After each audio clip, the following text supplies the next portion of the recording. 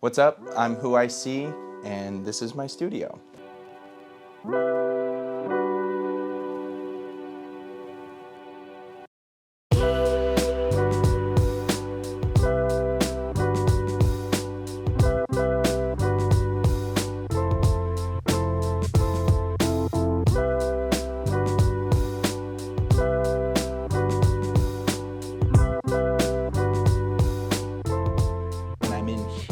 I have a very specific idea of what I'm doing. Sometimes my specific idea is to come in here and just fuck around and just turn knob and put things together I've never tried before, right? Like make a drum beat, make some chords, make a bass line, right? And then you're like, oh, I got a little something here. I can just hear a sound on the bus or some person on the street makes and be inspired off of that, right? Whereas just like if you're trying to have a fully done song day one, you're already kind of poisoning the well. I didn't believe it at first, and the world around me was telling me, hey, you're not supposed to do this. You're not supposed to, you need to get a degree. You need to go to college. You need to just get good grades and dress like this and do this. And I was just like not having any of it. But I didn't know anything about electronic music culture. I didn't know it was so taboo to me. I just liked the music. So my view of the Skrillex types at the time was like, oh, that's not real music. I realized,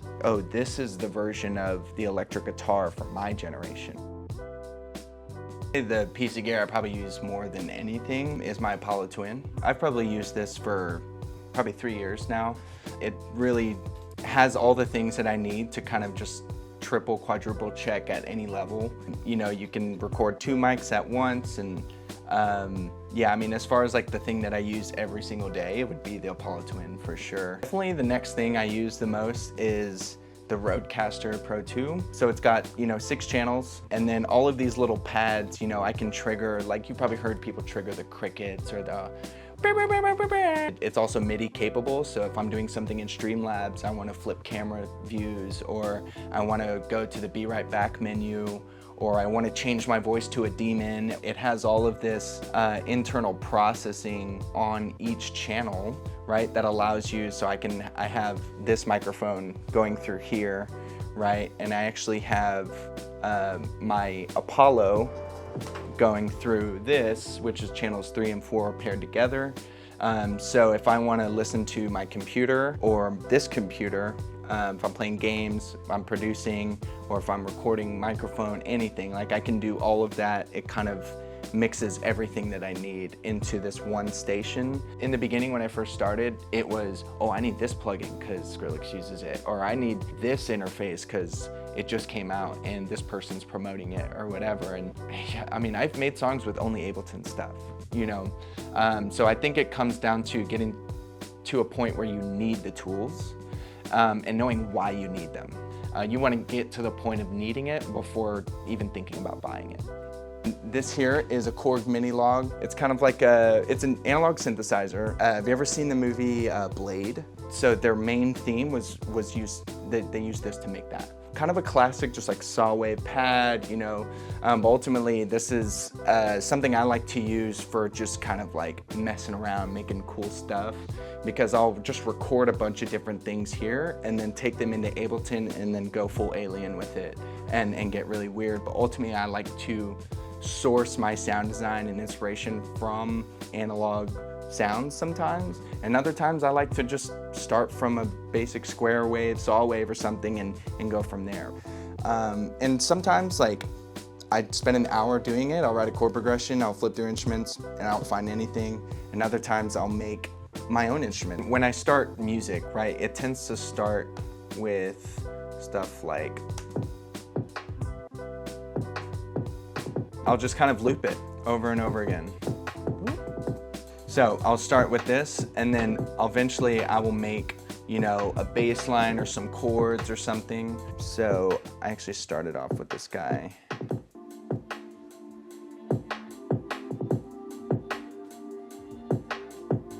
And then I added the bass. Kind of thinking about it now, this whole intro thing, it was like a full intro, and then it just kind of was that first little bass sound, and then just the drums from there.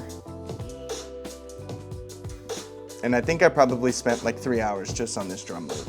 You know, just trying to, like, some of the cymbals, panning left and right, making sure my kick, snare are in mono, you know, kind of like fundamental things that need to happen for drums to sound good. You know, but ultimately my biggest weakness, I think, is the drums. So I went into this project like, let's do the drums first, right?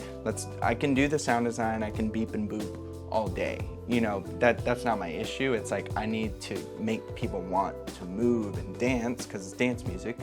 And that's done with drums.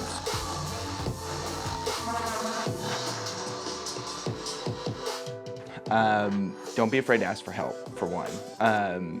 Everybody that you see in the industry started off with a blank project, not knowing where this button was.